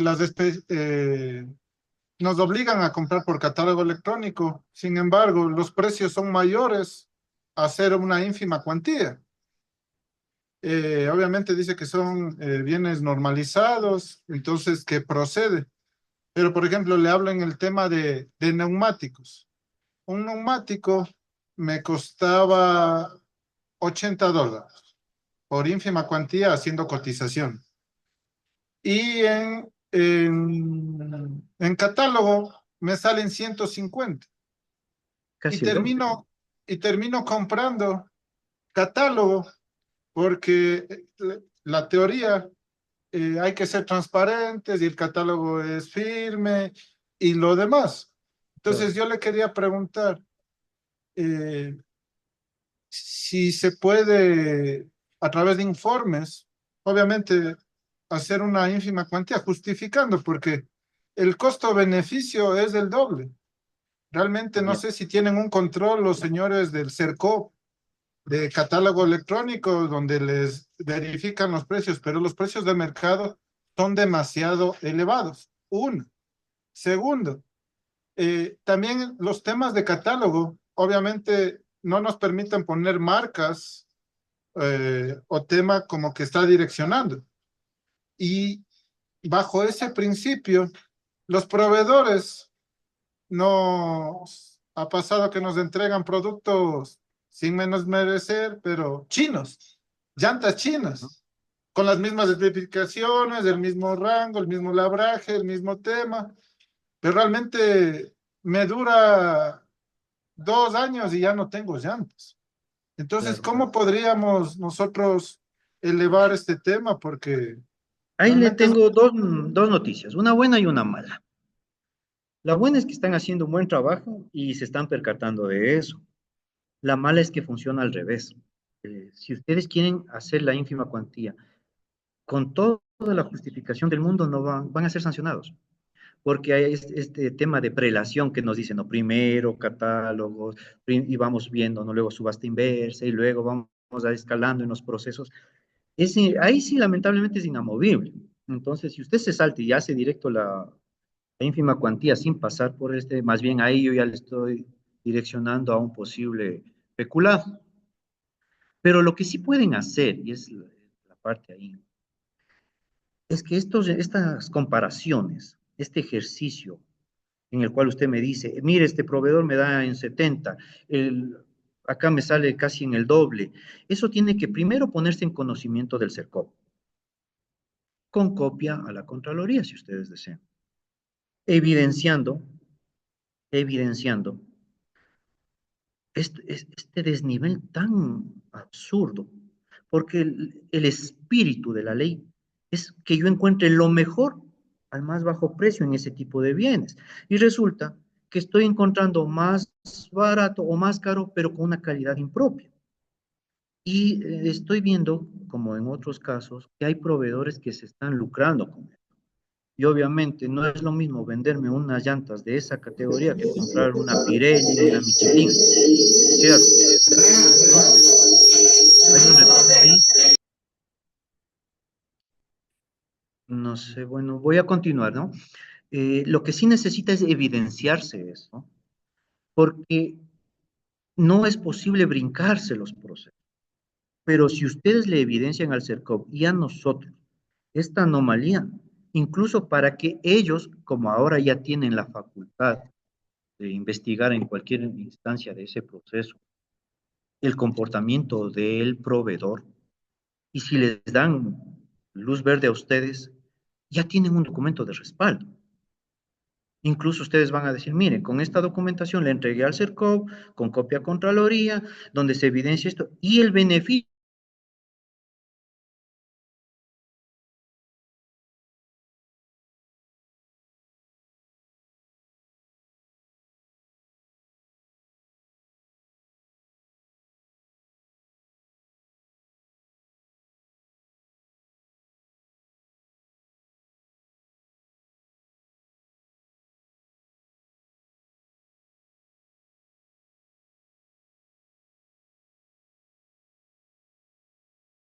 Sola. No importa, yo le escucho. Muchas De la veces, Marianita. En simple. Ahí está. Yo encontré esa lista Compañeros, de por esta- favor, de los esta- que no estén interviniendo, cierren el micrófono si son tan amables. A ver. muchas veces, bueno, el agua también es subjetiva, ¿no? Debe tener una alcalinidad específica, bueno, varias especificaciones técnicas. Sin embargo, el proveedor obviamente no ha cumplido, se ha hecho las inspecciones. Ha habido varias quejas de varias direcciones en donde dicen que el agua tiene un sabor distinto, no agradable y demás. Pero se ha hecho las inspecciones donde el proveedor y se determina que él certifica que el agua está muy bien, pero existe el descontento de toda la institución.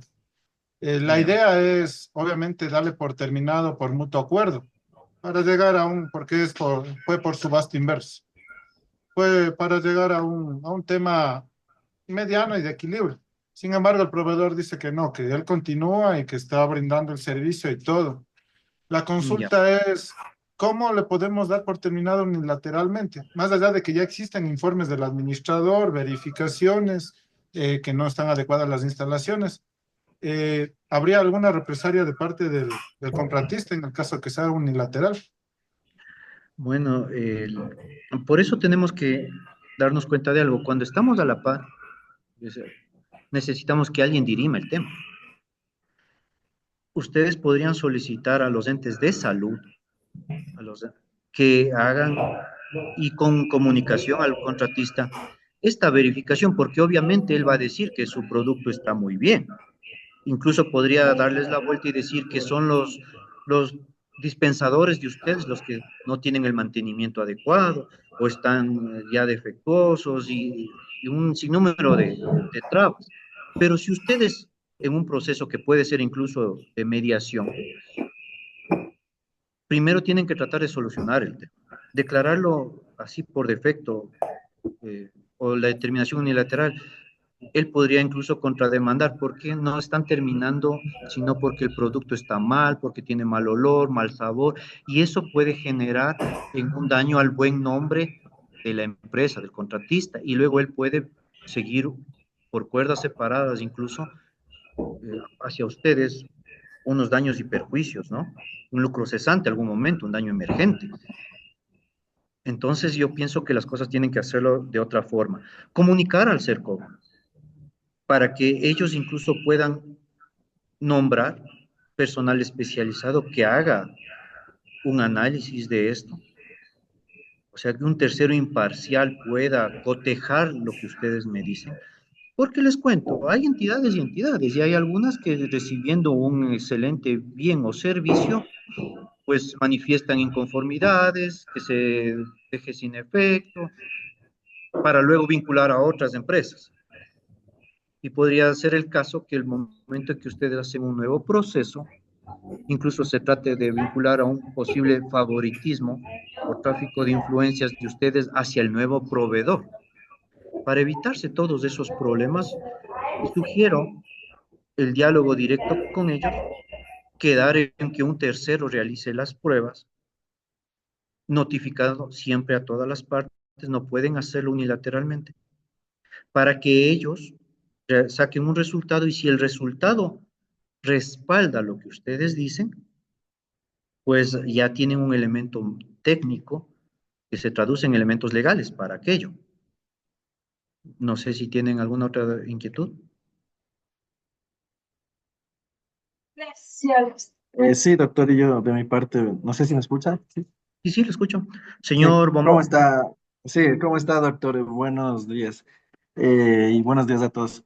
Sabe que yo tengo una consulta sobre un contrato que estamos ejecutando, el mismo que consistía de la adquisición de 11 equipos tecnológicos. El tema es que el plazo del contrato se terminaba a mediados de febrero, pero el proveedor solo entregó 3 de los 11 equipos.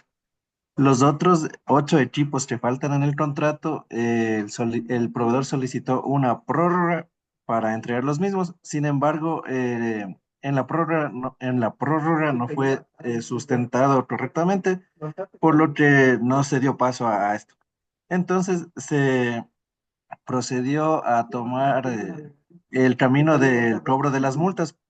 La pregunta en concreto es si es que las multas se debe cobrar sobre la totalidad del contrato o sobre los 8 bienes que faltaron por entregar en el proveedor. Ya. Y la Procuraduría General del Estado también ya se ha pronunciado al respecto. También el contencioso administrativo en algunos procesos. No sé, estoy viendo unas imágenes. ¿Me escuchan? ¿Sí, sí me escucha? Sí, doctor. Sí, sí, Ya. sí, le escucho. Y se ha establecido que la multa tiene que ser por el restante, por los bienes que no fueron entregados. Porque se entiende que ya sobre los bienes que se entregaron opera una suerte de amortización, llamémoslo, de devengación.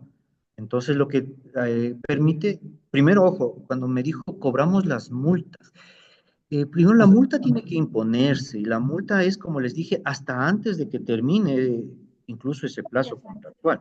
Pero no tengo nada de redes. Sí, justamente se estaba en el proceso para iniciar el cobro de multas, o sea, y la notificación al proveedor del cobro de multas todavía no se están cobrando.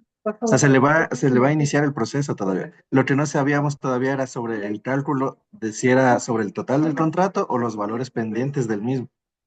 Es por los pendientes, es por los pendientes. Incluso ha habido procesos ya en el contencioso administrativo que se ha hecho una ratificación de que ese remanente es lo que tienen que ustedes calcular. Ya, perfecto. Muchas gracias, doctor. ¿Ya? ¿Alguien más? Bueno, son las 11. Me dijeron que tenía que estar con ustedes hasta las 11 para continuar mañana. Igual, si tienen temas puntuales, podemos ingresar por ahí el día de mañana, porque lo que me interesa no es repetirles lo que dice la ley, lo que dice el reglamento, lo que me interesa es poder ayudarles en los temas muy puntuales. Entonces, la señorita que nos ayuda con la administración del evento. Muchas gracias, doctor. Ya. Sí, continuamos el día de mañana, por favor, en el mismo horario. Y le agradecemos, doctor, por su intervención y Gracias. su respuesta a las Cuídense. consultas. Hasta mañana. Hasta mañana. Buen día con todos y todas. Mañana, Gracias, doctor. Muchas gracias. Hasta mañana.